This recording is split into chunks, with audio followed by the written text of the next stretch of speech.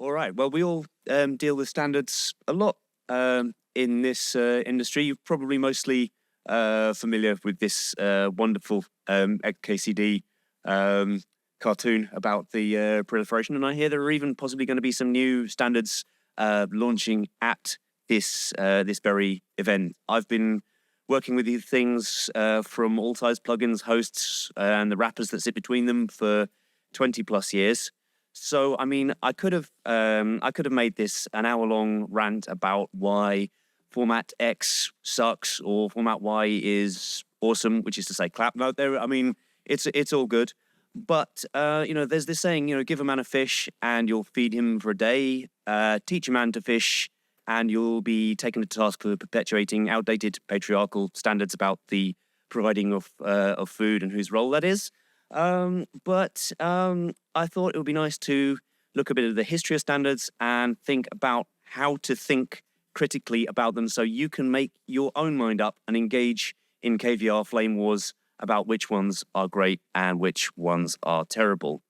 So I thought I'd start kind of going back in time and thinking, well, which is the oldest standard still in wide use today? And MIDI comes up a lot.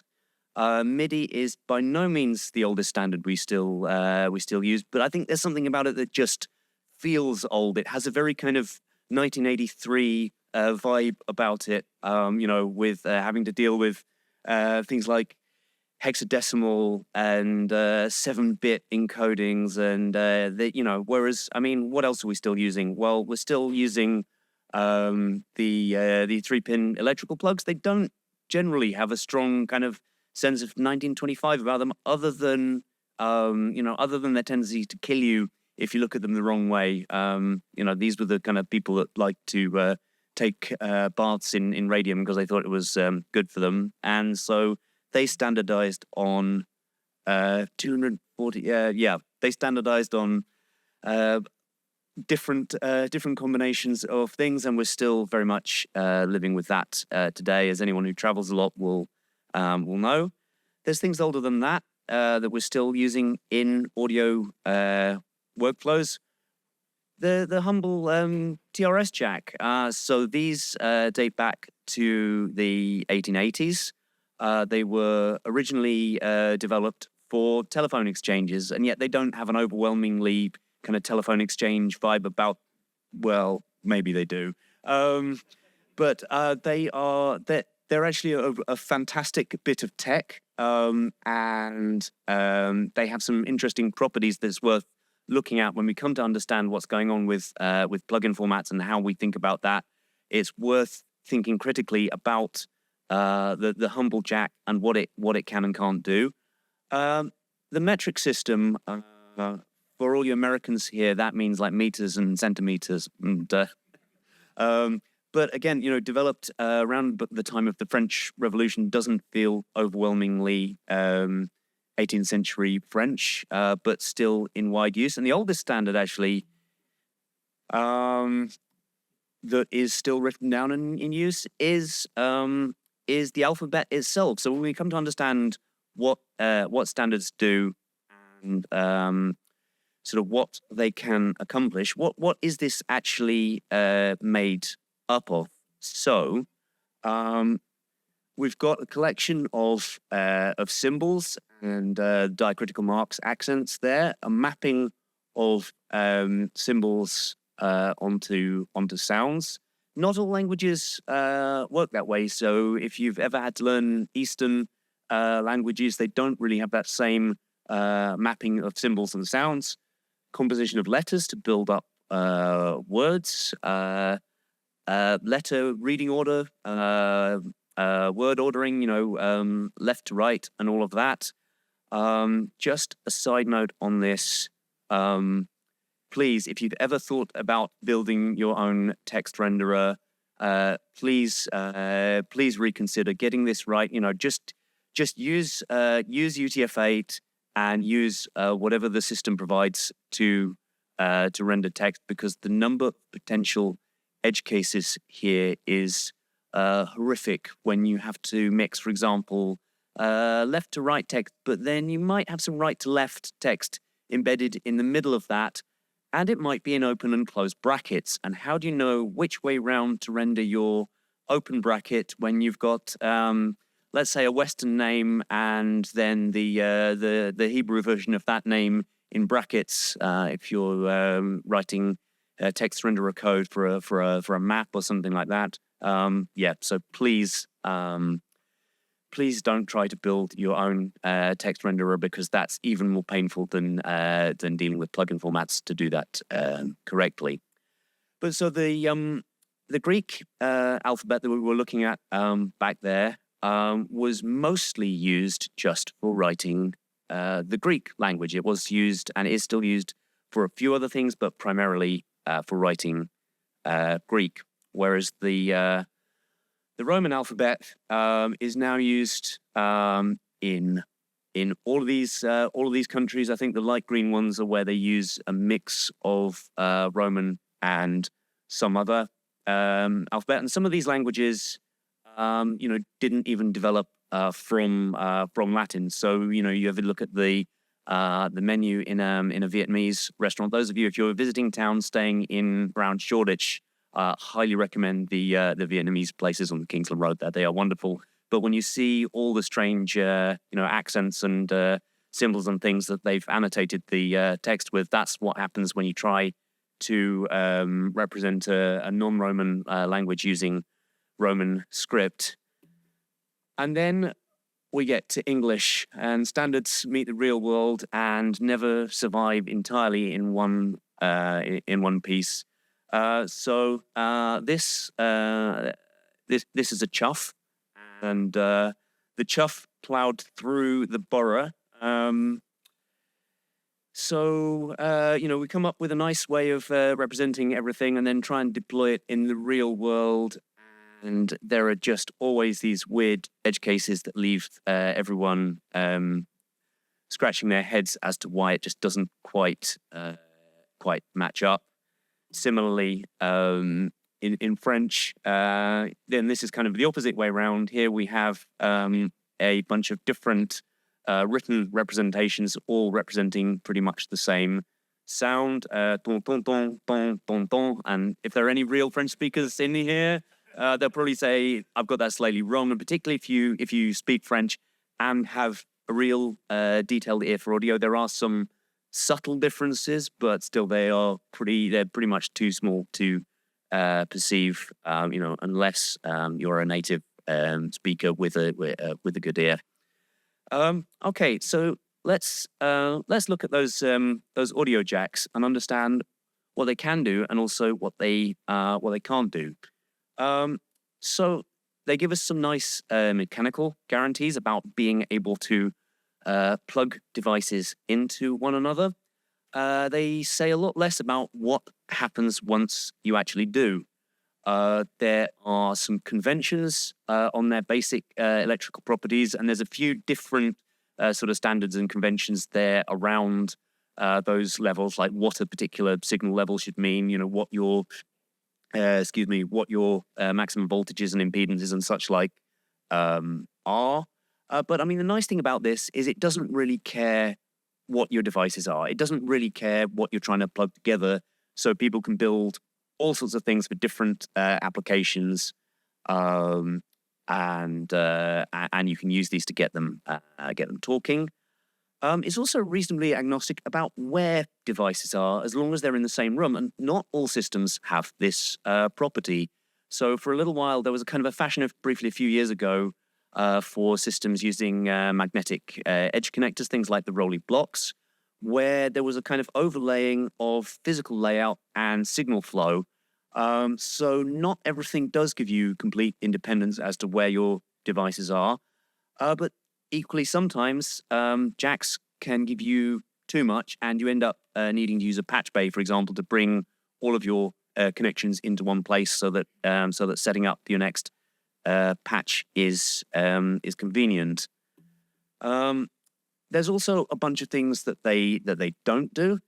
And when we look at the difficulties and limitations of plugin formats, I think it's interesting to consider some of these. So they don't give you any real channel semantics other than a label on the device saying this is left, this is right, or sometimes you might have a stereo TRS jack. They don't tell you whether something is an input or an output. So the jack are male plugs on each end of the lead. So it's quite possible to plug an input to an input or an output to an output. The XLR connectors, which are obviously more expensive and more heavily engineered, do provide that. There's no session recall capability at all, and so prior to everything going in the box, high-end studios would very often have things like cameras to record. Here's the setup of the patch bay. Sometimes they'd have a Polaroid or a video camera, and then you'd have to manually recall the session.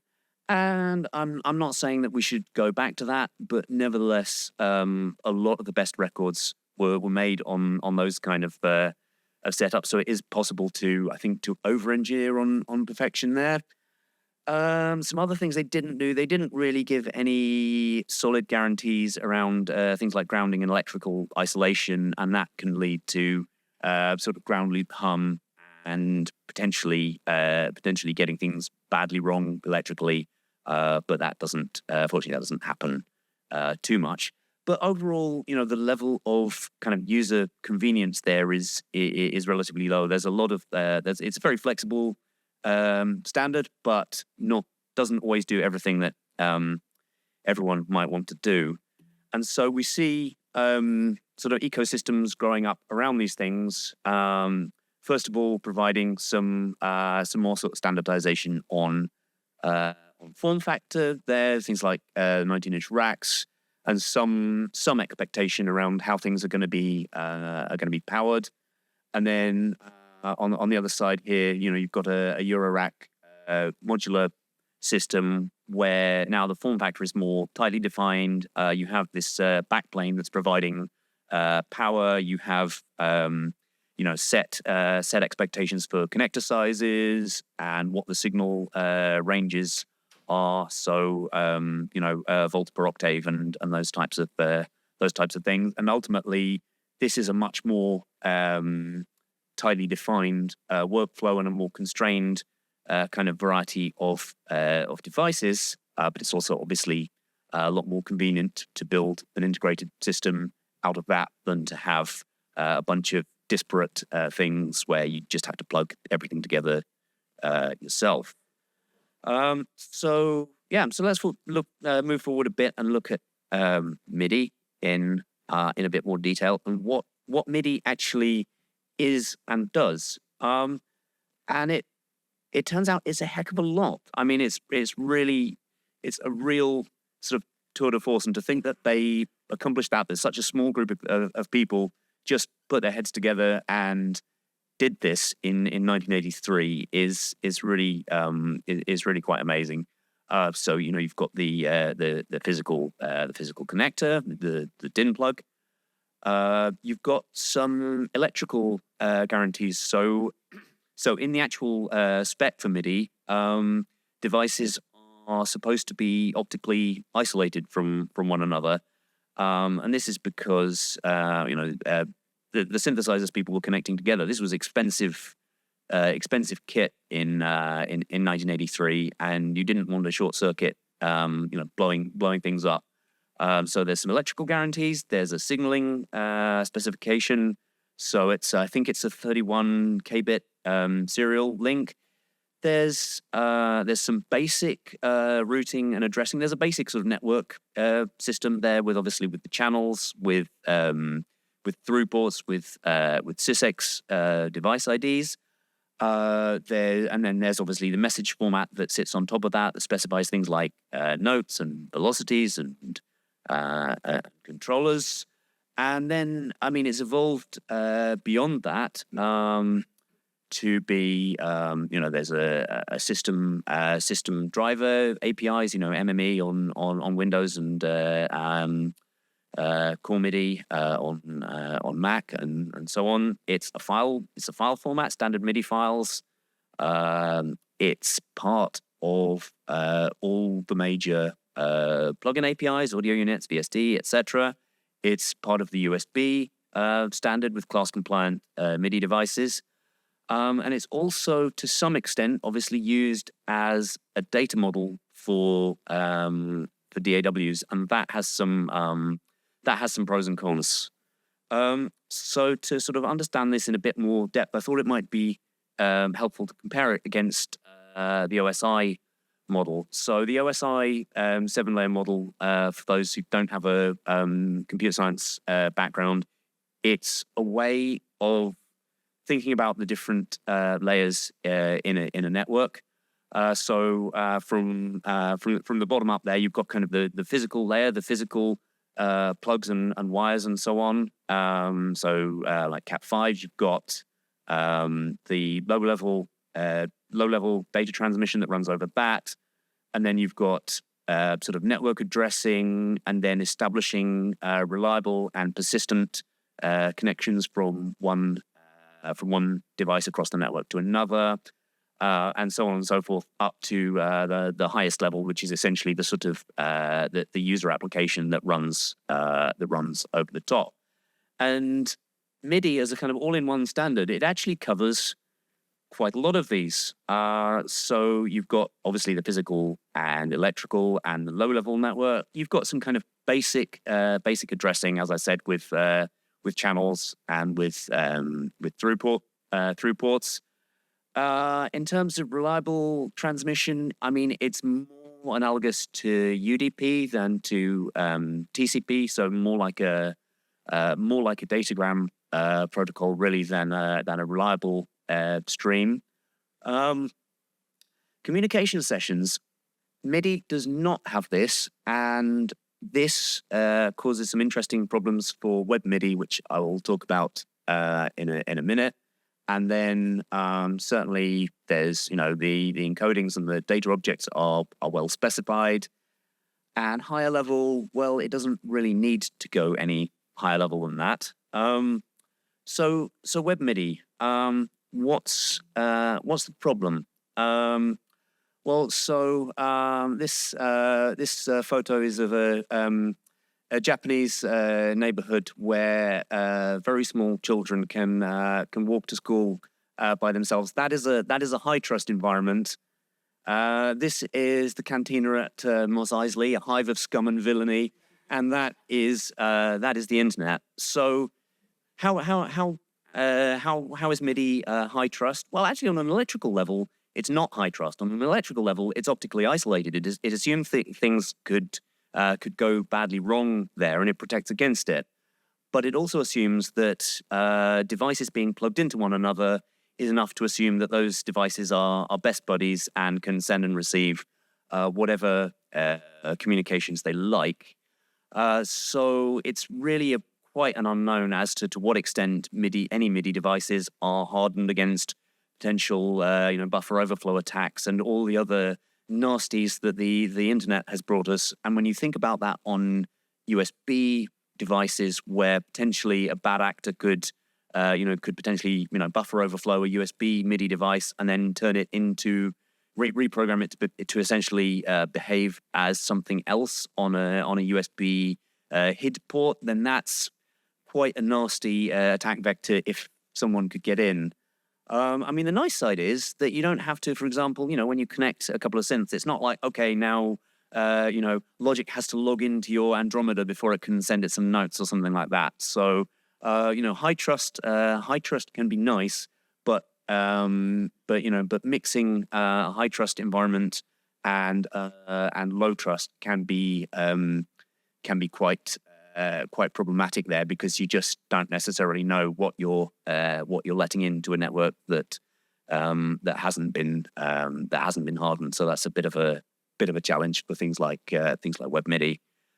There's also some stuff that MIDI doesn't really quite specify, and this is particularly talking about MIDI 1. I know that MIDI 2 has made a number of leaps forward there. But I did a bunch of work particularly in the 2000s, with MIDI and electronic drum kits.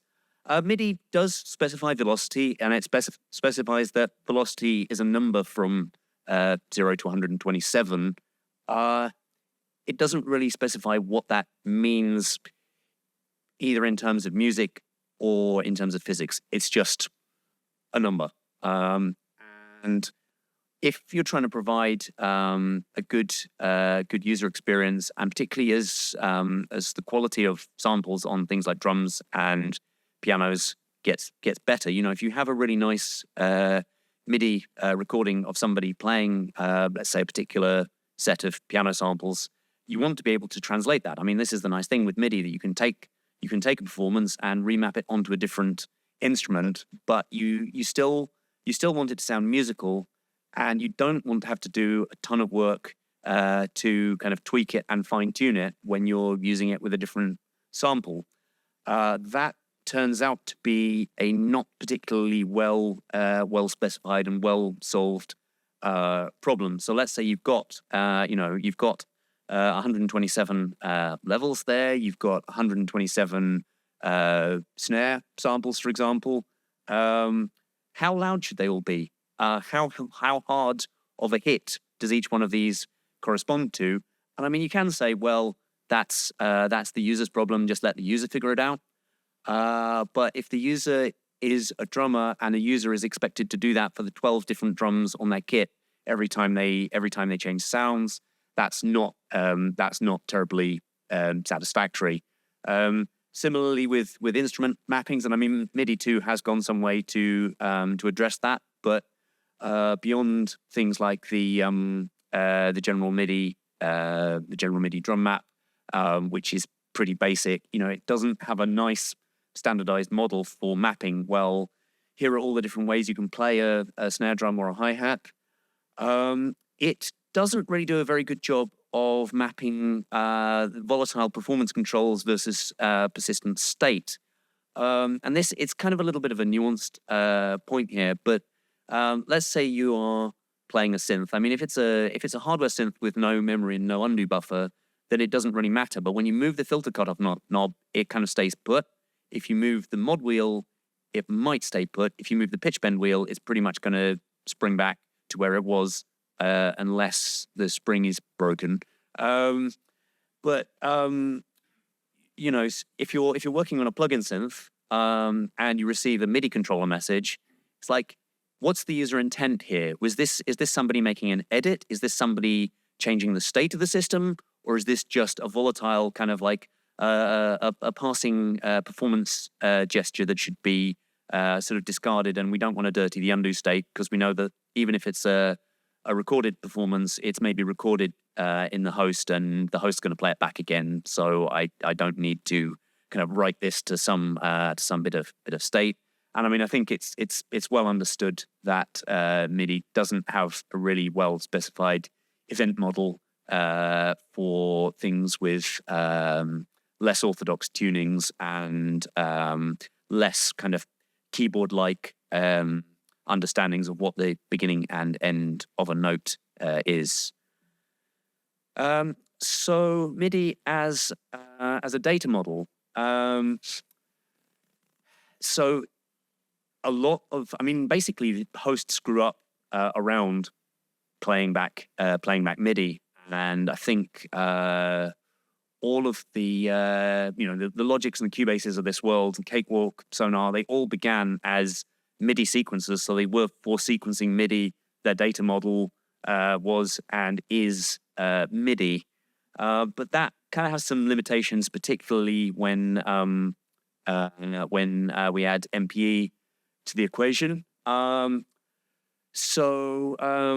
Channels, do you persist channel information in a regular MIDI track? Channels originally existed as a sort of basic network addressing system, and given that a piece of music shouldn't really care about what device it's being routed to, is channel information redundant in that case when ports and devices and destinations in a software world are essentially free? And indeed, that's kind of the view that Ableton for a long time took, up until they adopted MPE, was that channels are kind of, it's this thing from the old world, and we don't actually need to store that information on our tracks. And then along came MPE, which overloaded all this additional performance information onto channels, sort of one MIDI note per channel. This is a little bit controversial when it comes to editing. So here you can see in Logic some notes that are on different MIDI channels, because they are individual MPE voices. But you've got two there that are on the same. They've been allocated the same channel, because there are only a maximum of 16, and in practice, MPE typically 14 available channels that you can use for voices. And so, if these two notes overlap, the controller messages will get jumbled up. My preferred answer to this is don't store channel information. If you're building an MPE enabled DAW, that you should store note IDs and then map them dynamically onto channels and channel voices at playback time.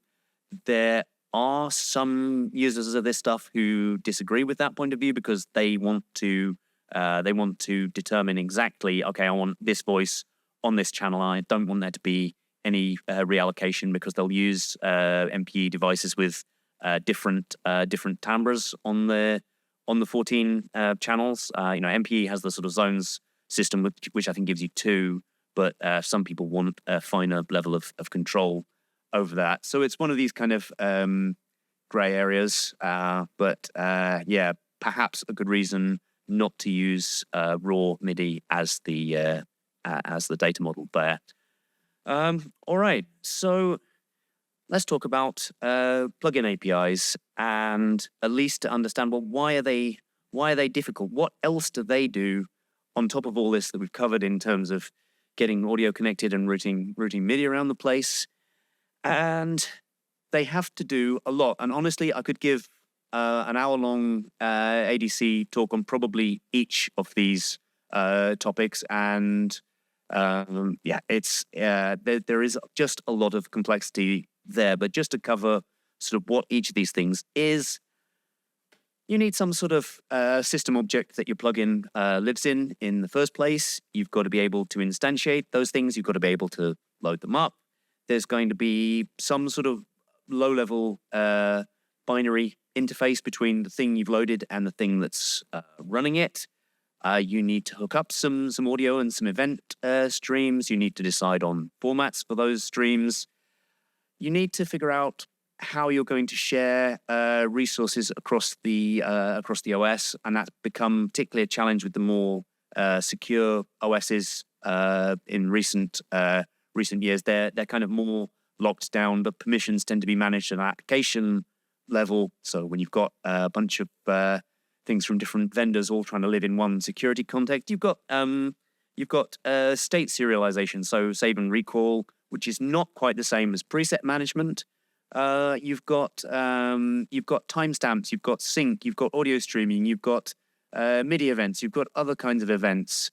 You've got parameters and controllers and automation and control surfaces, and then you've got UI, you've got display management, you've got monitor DPIs, you've got accessibility. There's an awful lot there.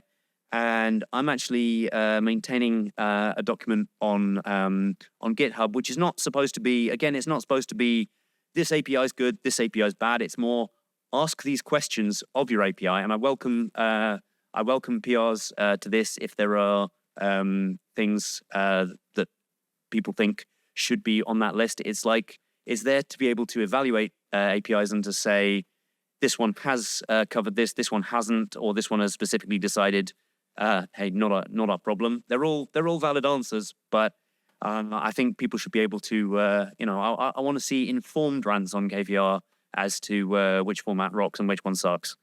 So this is just there kind of to facilitate that.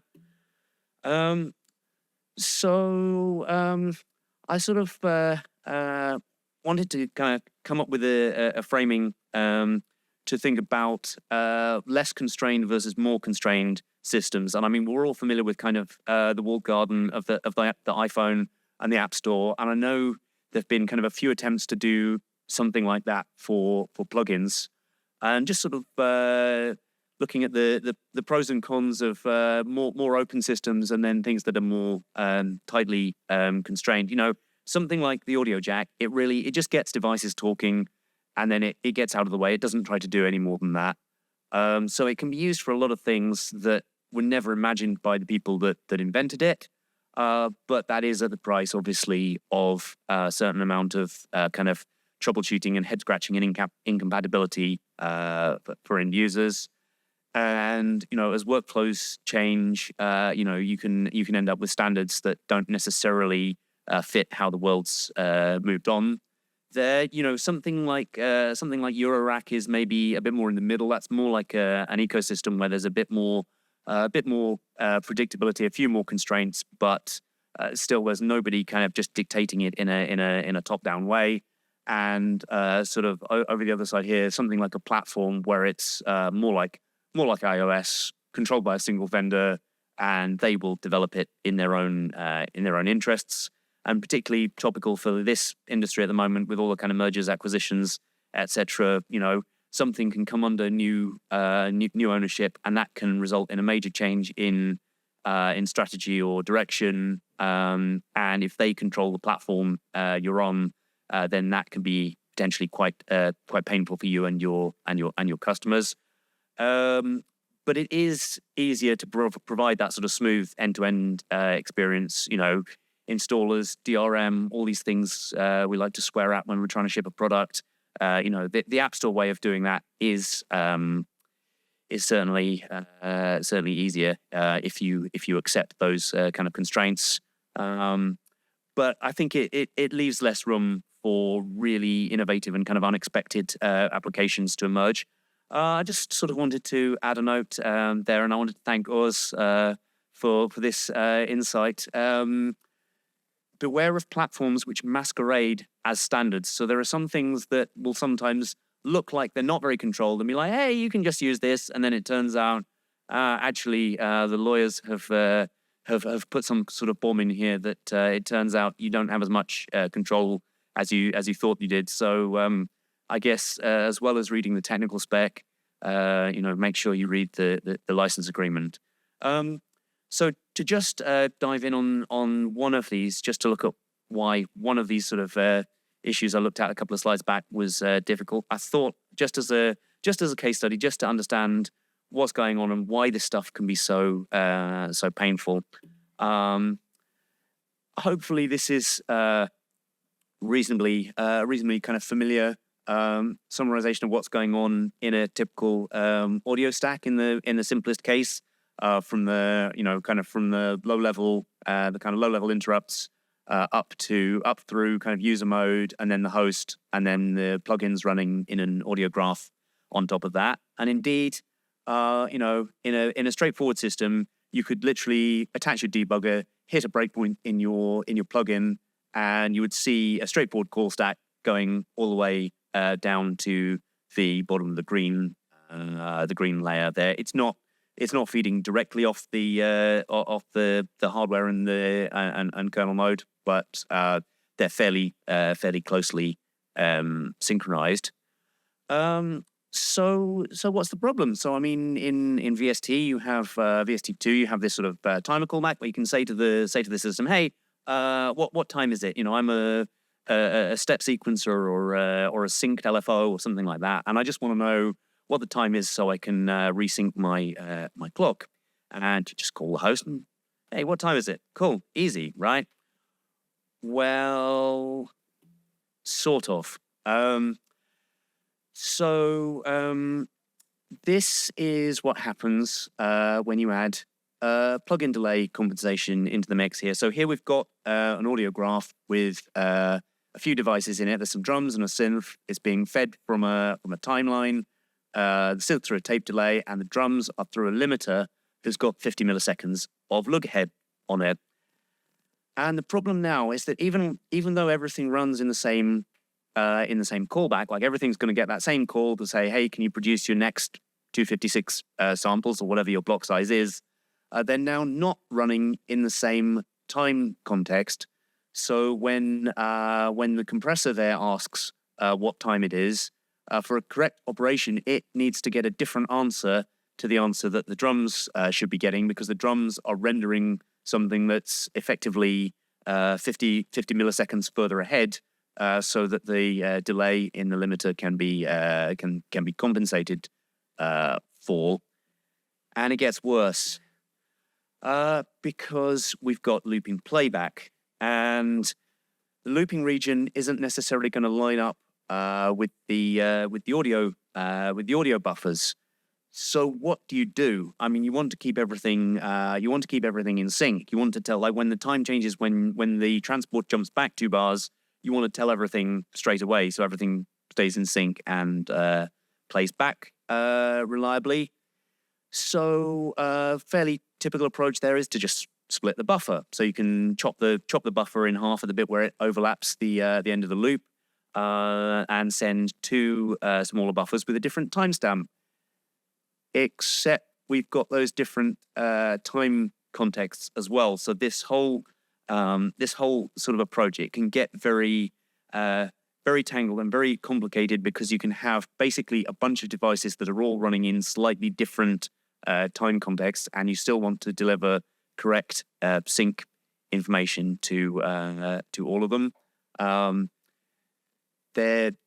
There are answers, there are solutions to this, but it's just to show that it's a little bit more complicated than you think it might be. I did prepare another slide on this one just to look at the challenges of parameter mapping and these things about, should we set the undo flag, the dirty bit? Should we write back to the host's automation recorder? So I'm a plugin, I get a message to say, hey, change your filter cutoff.